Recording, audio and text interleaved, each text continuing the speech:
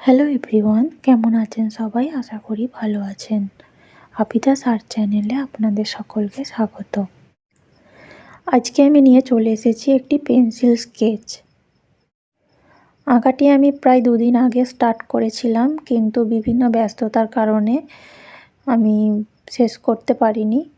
যাই হোক, সেটা আজকে আমি শেষ করেছি, করে ভিডিওটি আজকেই আপলোড করছি।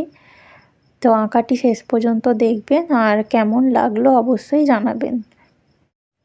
আমি যে কোনো পেন্সিল স্কেচের ক্ষেত্রে প্রচণ্ড ব্লেন্ডিং করি, প্রচণ্ড।